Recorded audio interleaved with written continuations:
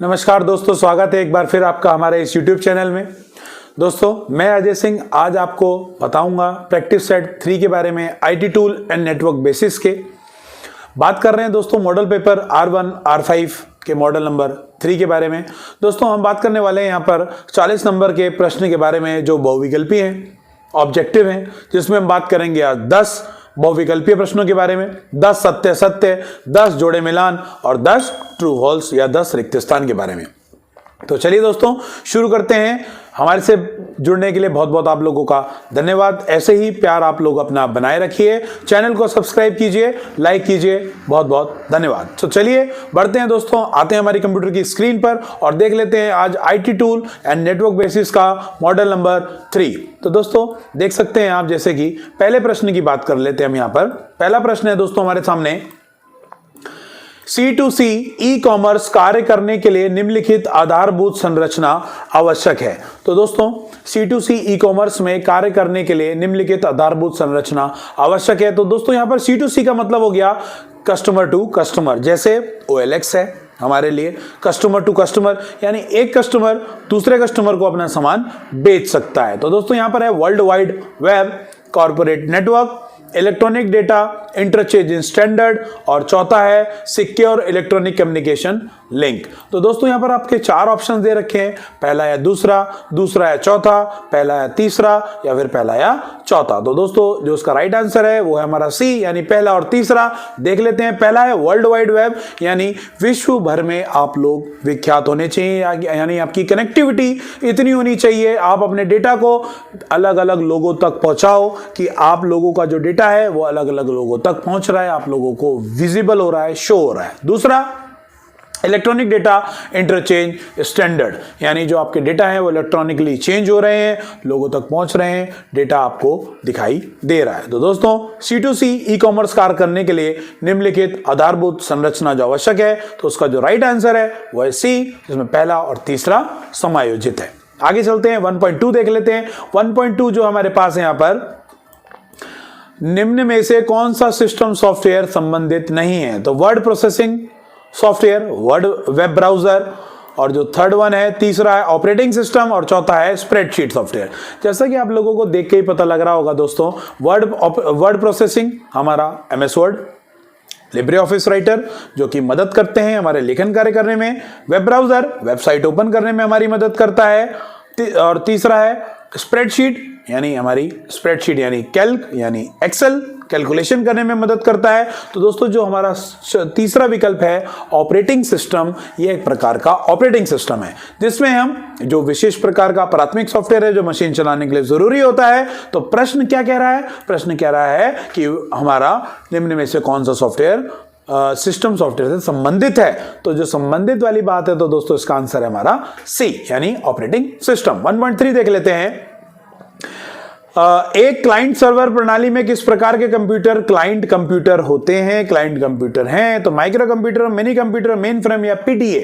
तो दोस्तों जो इसका राइट आंसर है वो है A, micro computer. Micro computer एक प्रकार का माइक्रो प्रोसेसर होता है जो विभिन्न प्रकार के क्रियाकलाप आपके कंप्यूटर के अंदर करता है। तो हमारा यहां पर जो राइट आंसर है 1.3 का वो है A। आगे बढ़ते हैं, 1.4 देख लेते हैं। द स्लाइड की मैक्सिमम नंबर A4 आकार पेज पर प्रिंट की जाती है, 1, 5, 9 या 4। 4 ऑप्शन हैं आपके पास। तो दोस्तों आप लोगों को मैंने पावर पॉइंट में बता चुका हूं कि A4 पेज जो हमारा प्रिंट के दौरान डिफॉल्ट पेज होता है उसमें हैंडआउट संरचना, यानी एक पेज पर हम मैक्सिमम नंबर ऑफ स्लाइड जो देख सकते हैं वो 9 स्लाइड देख सकते हैं। तो इसीलिए जो इसका राइट आंसर है वो है C, यानी स्लाइड की मैक्सिमम नंबर A4 आकार का जो पेज है उसमें हम maximum number of slide print कर सकते हैं, वो 9 स्लाइड कर सकते हैं। तो दोस्तों इसका जो राइट आंसर है 1.4 का सो है C। 1.5 देख लेते हैं। Which topology is used by FDDI, यानी FDDI द्वारा जो यूज की जाती है वो प्रयोग जो FDDI के द्वारा किस प्रकार की टोपोलॉजी का इस्तेमाल किया जाता है? बस टोपोलॉजी, रिंग टोपोलॉजी, आगे है हमारे पास आंसर डबल रिंग टोपोलॉजी और मैश टोपोलॉजी। तो दोस्तों जो उसका आंसर है, एफडीडीआई द्वारा जो टोपोलॉजी इस्तेमाल की जाती है वो है dual ring topology. Dual ring topology का इस्तेमाल मैश टोपोलॉजी में किया जाता है। तो इसका राइट आंसर है 1.5 का सी। 1.6 देख लेते हैं। Output of calculation expression equal to 100 divided by 10 divided by 2, what is the output? Output है 25, 50, 5 और 20। तो दोस्तों मैंने आपको बताया है किसी प्रकार की कैलकुलेशन के लिए बराबर का चिन्ह लगाना आवश्यक होता है। बराबर का चिन्ह लगाने के पश्चात आप नॉर्मल कैलकुलेट कर सकते हैं, जैसे मैथ्स में कैलकुलेट करते हैं। तो यहां पर सिंपल सा 100 को डिवाइड कर दीजिए 10 से, आगे आंसर आपका 10, 2.5, 100 यानी 10, और 10 को डिवाइड कर दीजिए 2 से, 2 को 10 से डिवाइड किया तो आंसर आया 5। तो इसका जो राइट आंसर है वो है 5, यानी 1.6 का जो आंसर है वो है 5। आगे बढ़ते हैं। सिंपल कैलकुलेशन है दोस्तों एक्सेल की। साइट के डोमेन नाम के साथ आईपी एड्रेस का मानचित्रण करता है यूआरएल, एफटीपी, डीएनएस या नन ऑफ दिस। तो इन सभी की फुल फॉर्म है, यूआरएल की फुल फॉर्म है यूनिफॉर्म रिसोर्स लोकेटर, एफटीपी की फुल फॉर्म है फाइल ट्रांसफर प्रोटोकॉल, डीएनएस की फुल फॉर्म है डोमेन नेम सर्वर और नन ऑफ दिस। क्या कह रहा है प्रश्न? साइट के डोमेन नाम के साथ आईपी एड्रेस का मानचित्र करता है। तो दोस्तों किसी भी साइट नेम, डोमेन नेम के साथ उसका संपूर्ण प्रकार का विवरण, संपूर्ण प्रकार की जानकारी आपके डीएनएस यानी डोमेन नेम सर्वर में सुरक्षित रहती है। इसीलिए 1.7 का जो राइट आंसर है वो है सी, डीएनएस। 1.8 देख लेते हैं। Which one is a invalid size of the cache memory? Cache memory एक प्रकार की मेमोरी है जो माइक्रो प्रोसेसर के साथ उपस्थित होती है। वो क्या कह रहा है प्रश्न? कौन सी अवैध मेमोरी? अवैध मतलब नॉट वैलिड मेमोरी। 248 किलोबाइट यानी 2 MB, 3072 किलोबाइट यानी 3 MB। आगे देख लेते हैं 92,162 किलोबाइट, 512 किलोबाइट। तो दोस्तों ये जो फिगर लग रही है 9162, ये बहुत ही अनवांटेड अननेसेसरी सी एक फिगर है। तो इसीलिए अवैध की बात हो रही है, नॉट वैलिड की। तो this is a not valid amount of the data. तो इसका जो राइट आंसर है 1.8 का वो है 92,162। तो इसका जो आंसर है 1.8 का वो है सी। आगे देख लेते हैं 1.9 चेक की वैधता अवधि 4 महीने, 3 महीने, 1 महीने, अनलिमिटेड।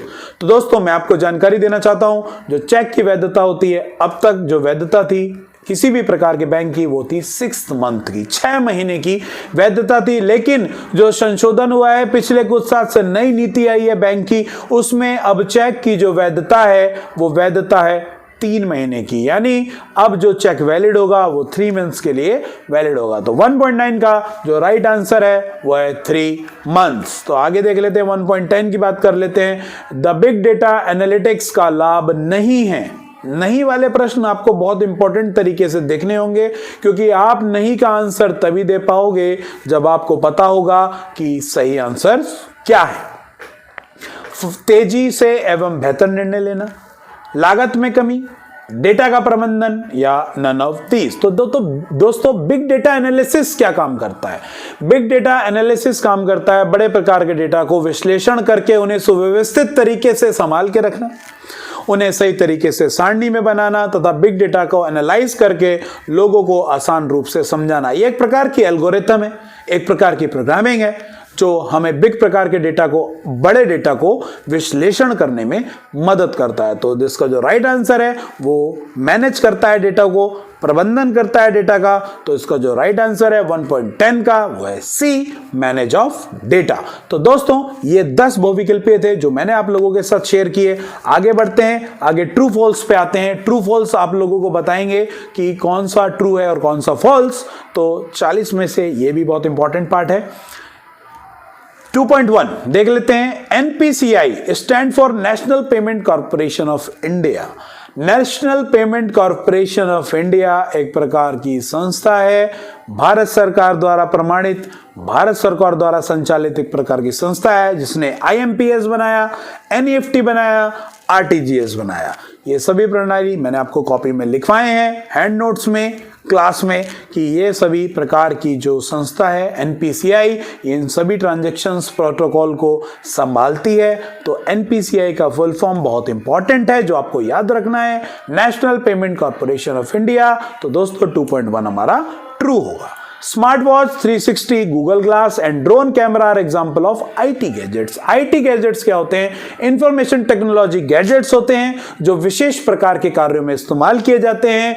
यानी आईओटी उपकरण में सर्वाधिक रूप से इस्तेमाल करने वाले जो गैजेट्स हैं वो हैं हमारे स्मार्ट गैजेट्स।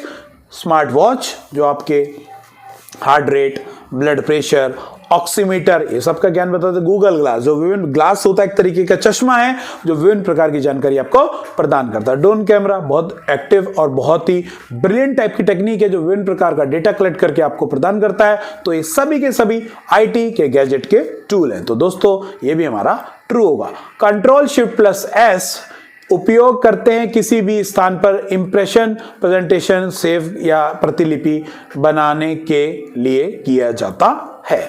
तो सिंपल सी बात है, कंट्रोल शिफ्ट एस की बात हो रही है तो मैं आपसे थोड़ा सा डिस्कस कर लेता हूं। Control shift plus S save S की शॉर्टकट कमांड होती है लिब्रे ऑफिस में।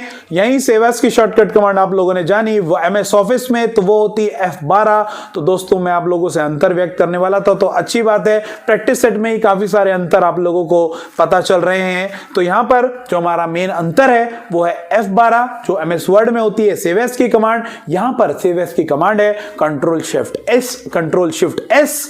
तो यहां पर की बात जो हो रही है वो होती है लिब्रे ऑफिस की। लिब्रे ऑफिस में जो सेव एस की शॉर्टकट कमांड है दोस्तों वो है कंट्रोल शिफ्ट प्लस एस। आगे बढ़ते हैं 2.4 देख लेते हैं। क्लाउड कंप्यूटिंग ऑनलाइन विकास और परियोजना उपकरण प्रोग्रामिंग रन टाइम वातावरण प्रदान करता है। Cloud computing is a technique, मैंने आपको बताया था ऐसे अमेजॉन अजूरे है जो विभिन्न प्रकार के क्लाउड स्पेस प्रदान करता है। पहले जमाना था चिप का, फिर जमाना आया इंटरनल मेमोरी का, अब जमाना है दोस्तों क्लाउड स्पेस का। यानी अब आपको किसी प्रकार के स्पेस की आवश्यकता नहीं है। विभिन्न प्रकार की कंपनी आपको क्लाउड स्पेस प्रदान करती है फ्री में। 5 GB 15 GB अगर आप पेमेंट करें तो आपको उससे अधिक GB का इस्तेमाल करने को मिल जाएगा। तो दोस्तों ये राइट उत्तर है, is the true. Cloud computing online विकास और परियोजना के क्षेत्र में बहुत ही उपयोगी वातावरण प्रदान करता है। तो ये ट्रू है। वीडियो इनपुट और आउटपुट दोनों डिवाइस के लिए प्रयोग किया जाता है। वीडियो का मतलब होगा विजुअल डिस्प्ले यूनिट। तो दोस्तों एक प्रकार की बड़ी स्क्रीन जो जस्ट लाइक अ टच स्क्रीन होगी, आप टच करके किसी प्रकार का कार्य कर सकते हैं। जस्ट लाइक आपका फोन, मोबाइल फोन, आप मोबाइल फोन में जिस प्रकार से टच करके इनपुट देते हैं उसी प्रकार से आपकी आंखों को आउटपुट मिलता है। तो विजुअल डिस्प्ले यूनिट आपको इनपुट और आउटपुट दोनों प्रकार के कार्य के लिए प्रयोग किया जाता है। तो ये बात सत्य है। तो इसका भी आंसर जो होगा वो ट्रू, यानी जो 2.5 है उसका ट्रू होगा। 2.6 देख लेते हैं। आरबीआई का मतलब भारतीय रिजर्व बैंक, जो भारत में बैंक नियमों को परिभाषित करता है। The reserve bank of India, जिसके अंतर्गत भारत के सभी बैंक आते हैं दोस्तों। भारत के सभी बैंकों का नियोजन करता है, संभालता है। तो आरबीआई की फुल फॉर्म बहुत इंपॉर्टेंट है, रिजर्व बैंक ऑफ इंडिया, जो आपको ध्यान रखनी है। आगे बढ़ते हैं। ईमेल एड्रेस केस सेंसिटिव है। केस सेंसिटिव का क्या मतलब होता है? केस सेंसिटिव का मतलब होता है कैपिटल लेटर और स्मॉल लेटर्स। तो दोस्तों ईमेल एड्रेसेस केस सेंसिटिव नहीं होता है। यानी आप बड़े लेटर में लिखिए या स्मॉल लेटर में, ईमेल एड्रेस को कोई किसी प्रकार का फर्क नहीं पड़ता है। तो यानी ईमेल एड्रेसेस केस सेंसिटिव है, यानी ये जो उत्तर है हमारा फॉल्स है, यानी केस सेंसिटिव ईमेल एड्रेस नहीं होता है। आगे चलते हैं 2.8 कि पीयर टू पीयर नेटवर्क में क्लाइंट सर्वर भी हो सकता है। पीयर टू पीयर नेटवर्क में क्लाइंट सर्वर भी हो सकता है। बात करते हैं दोस्तों यहां पर 2.7 की, एक बार पढ़ लेते हैं कि in a peer to peer network any client computer can also be a server. 2.8 की बात हो रही है यहां पर। तो किसी पीयर टू पीयर नेटवर्क में कोई क्लाइंट कंप्यूटर सर्वर भी हो सकता है कि भैया 2.8 यानी किसी पीयर टू पीयर यानी कनेक्शन टू कनेक्शन, यानी एक कंप्यूटर से दूसरा कंप्यूटर जुड़ा है हमारा, तो वो एक क्लाइंट कंप्यूटर सर्वर भी हो सकता है। ये बात हमारी दोस्तों ट्रू है, यानी 2.8 का होगा आंसर हमारा true. Shift arrow right is used to move a cursor with selection to the right. क्या कह रहा है प्रश्न? शिफ्ट के साथ अगर आप राइट एरो दबाएंगे तो कर्सर के सिलेक्शन दाईं तरफ को मूव करने के लिए होता है, यानी दाईं तरफ को मूव करने के लिए होता है। शिफ्ट प्लस राइट एरो का प्रयोग कर्सर के सिलेक्शन के साथ दाईं तरफ मूव करने के लिए होता है। द राइट आंसर, यानी आप शिफ्ट के साथ अगर राइट एरो दबाएंगे तो आपका दाईं तरफ का लेखन कार्य सिलेक्ट होने लगेगा, यानी आपका कर्सर भी मूव होने लगेगा। तो भैया 2.9 का जो हमारा यहां उत्तर है वो है ट्रू। शिफ्ट के साथ जब राइट एरो दबाएंगे आपका कर्सर राइट तरफ मूव हो जाएगा। 2.10 देख लेते हैं। 2.10 है, पहला सर्च इंजन आर्ची था जो 1990 में मॉन्ट्रियल के मैकगिल यूनिवर्सिटी के छात्र एंगल एमजेंट ने बनाया था। तो ये आंसर ट्रू है। याद करने वाला प्रश्न है 1990 में मॉन्ट्रियल कहां है? मॉन्ट्रियल दोस्तों कनाडा में है। मॉन्ट्रियल के मैकगिल यूनिवर्सिटी के छात्र एलन एमजेंट द्वारा बनाया गया था Archie is the first search engine दोस्तों, फर्स्ट सर्च इंजन जिसमें वेबसाइट सर्च की जाती है। तो ये आंसर ट्रू होगा। आगे बढ़ते हैं, बात कर लेते हैं 3.1 की। RAM stand for random access memory. ये बच्चा भी जानता है दोस्तों, इसकी फुल फॉर्म एब्रीवेशन है रैम का, एब्रीवेशन होता है रैम का रैंडम एक्सेस मेमोरी। तो इसका जो राइट आंसर है वो है सी 3.1 का। 3.2 देख लेते हैं। बैंक लोन नहीं देता। बैंक लोन आपकी जमीन पे दे देता है, बैंक लोन आपके घर पे दे देता है, बैंक लोन आपकी सरकारी नौकरी पे दे देता है, बैंक लोन आपके बिजनेस पे दे सकता है। बैंक लोन कहां नहीं देता? बैंक लोन कब नहीं देता? बैंक लोन अगर नहीं देता तो वो नहीं देता आपके लॉटरी टिकट पे। 1 करोड़ की लॉटरी लोगे, आप बैंक को बोलो कि साहब मैंने 1 करोड़ की लॉटरी ली है, मुझे लोन दे दीजिए। बैंक बोलेगा भाई साहब क्या गारंटी है आपकी लॉटरी निकले? कोई गारंटी है? 1 करोड़ की लॉटरी 0 के बराबर हो सकती है। इसलिए जो बैंक लोन आपको नहीं देता वो आपकी लॉटरी पर नहीं देता, लॉटरी टिकट पर नहीं देता। तो इसका जो राइट आंसर है वो है ए, यानी बैंक लोन लॉटरी पर नहीं देता। 3.2 का जो आंसर है वो है ए। आगे देख लेते हैं 3.3 की बात कर लेते हैं। सोर्स सॉफ्टवेयर वह सॉफ्टवेयर है जिसका सोर्स कोड किसी के द्वारा संशोधन या वृद्धि के लिए उपलब्ध है। ओपन सोर्स सॉफ्टवेयर का एक उदाहरण है। 3.3 देख लेते हैं। 3.3 का जो ऑप्शन है वो है डी, यानी लिब्रे ऑफिस। जो लिब्रे ऑफिस है आप इजीली इंटरनेट से डाउनलोड कर सकते हो, फ्री में आप उसका इस्तेमाल कर सकते हो। ओपन सोर्स है दोस्तों, बिना किसी खर्चे के, बिना किसी पैसे के आप लिब्रे ऑफिस का इस्तेमाल कर सकते हो, फ्री में डाउनलोड कर सकते हो। तो इसका जो राइट आंसर है वो है 3.3 का डी, लिब्रे ऑफिस। दोस्तों यहां पर 3.4 देख लेते हैं।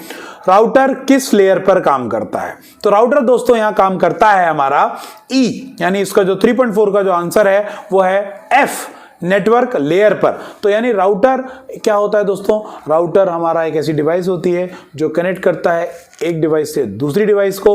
वो नेटवर्क लेयर पर काम करता है, कनेक्शन विद ईच अदर, जो कनेक्ट करता है डिवाइसेस को डिवाइसेस से। तो राउटर की मदद से हम लोग सभी कनेक्टेड होते हैं, जस्ट लाइक अ वाईफाई डिवाइस। तो राउटर का जो 3.4 का जो राइट आंसर है वो है एफ, नेटवर्क लेयर पे। 3.6 देख लेते हैं। लिब्रे ऑफिस कैल्क में सुपर स्क्रिप्ट की शॉर्टकट कमांड, फिर अंतर आ गया दोस्तों। लिब्रे ऑफिस में सुपर स्क्रिप्ट की शॉर्टकट कमांड होती है कंट्रोल शिफ्ट प्लस पी, यानी जो 3.6 का जो आंसर है वो है हमारा एच। दोस्तों बात कर लेते हैं फिर हमारे यहां अंतर की। जो लिब्रे ऑफिस में जो शॉर्टकट कमांड है कंट्रोल शिफ्ट पी है, और एमएस ऑफिस में सुपर स्क्रिप्ट यानी घात की बात हो रही है दोस्तों, घात की शॉर्टकट कमांड होती है कंट्रोल शिफ्ट प्लस प्लस। यानी कंट्रोल शिफ्ट के साथ अगर आप प्लस दबाएंगे तो वर्ड में घात लग जाएगी माइक्रोसॉफ्ट ऑफिस में, लेकिन लिब्रे ऑफिस में अगर आपको घात लगानी है तो आप विकल्प का चुनाव करेंगे कंट्रोल शिफ्ट प्लस पी की। तो यह भी एक अंतर है जो आपको ध्यान रखना है, याद करना है। दोस्तों आगे बढ़ते हैं, आगे चलते हैं। 3.7 इंटरनेट डैश पर काम करता है। इंटरनेट किस पे काम करता है दोस्तों? यहाँ पर बात करते हैं इंटरनेट विभिन्न प्रकार की चीज़ों पर काम करता है। इंटरनेट के लिए अगर हम बात करें तो इंग्लिश में अगर हम देखें, यहाँ बात हो रही है 3.7 की। 3.7 काम करता है internet works on packet switching पे, यानी पैकेट स्विचिंग, इंटरनेट छोटे छोटे डेटा के रूप में काम करता है, यानी छोटे छोटे डेटा का कलेक्शन हमारा पैकेट कहलाता है। तो पैकेट एक डेटा से दूसरी तरफ ट्रांसफर किया जाता है। तो दोस्तों जो इंटरनेट वर्क्स करता है पैकेट स्विचिंग पर, तो जो इसका राइट आंसर है ई है, पैकेट स्विचिंग पे काम करता है। आगे चलते हैं 3.8 लिनक्स फाइल सिस्टम क्रिएट करने के लिए क्या कमांड करके हम लोग टाइप करते हैं। तो जो 3.8 का जो आंसर है, जो टाइप कमांड करते हैं, उसका राइट आंसर है IMKFS वो कमांड है। MKFS वो कमांड है दोस्तों जो लिनक्स फाइल सिस्टम क्रिएट करने के लिए आपको एक कमांड मिलती है, वो MKFS कमांड है। तो इसका राइट आंसर है I। 3.9 देख लेते हैं। मोबाइल सोशल नेटवर्क है, मोबाइल सोशल नेटवर्क यानी फेसबुक और इंस्टाग्राम। दोस्तों इंस्टाग्राम 2010 में बना था, जिसे फेसबुक द्वारा खरीद लिया गया। फेसबुक के मालिक मार्क ज़करबर्ग हैं, जिन्होंने इंस्टाग्राम को खरीदा। सोशल मीडिया के बेइंतहा बादशाह हैं मार्क ज़करबर्ग, जो सोशल मीडिया पूरे विश्व में फैल चुकी है। हर एक बच्चा, हर एक बूढ़ा, हर एक व्यक्ति सोशल मीडिया के तहत सभी प्रकार की जानकारी प्रदान कर रहा है, ले रहा है। तो मोबाइल सोशल नेटवर्क है जिसमें फेसबुक और इंस्टाग्राम की बहुत अहम भूमिका है। तो 3.9 का जो राइट आंसर है वो है चे। नेटवर्क की प्रत्येक मशीन को कहा जाता है, 3.10 की बात कर रहे हैं। नेटवर्क की प्रत्येक मशीन को कहा जाता है, जो उसका राइट आंसर है दोस्तों वो है जी। यानी किसी भी नेटवर्क को, एक नेटवर्क है, दूसरी मशीन है, तीसरी मशीन है, चौथी मशीन है, सब लोग एक दूसरे से कनेक्टेड हैं। तो ये जो सब मशीनें एक दूसरे से कनेक्टेड है, ये नोड कहलाती हैं। क्या कहलाती हैं दोस्तों? नोड। यानी एक मशीन जो नेटवर्क बेस्ड है वो नोड कहलाएगी। तो 3.10 का जो राइट आंसर है वो है जी, यानी प्रत्येक मशीन नेटवर्क पे जो कनेक्टेड है वो नोड कहलाती है। आगे चलते हैं 4 पे आ जाते हैं। 4.1 की बात करते हैं। जैसा कि मैं आपको बताया था 4 में बात होती है हमारी रिक्त स्थान की। रिक्त स्थान में हम बात कर लेते हैं कि आपको विभिन्न प्रकार के विकल्प दिए तो हैं, प्रत्येक रिक्त स्थान में आपको उसे भरना होता है। तो बात कर लेते हैं 4.1 की।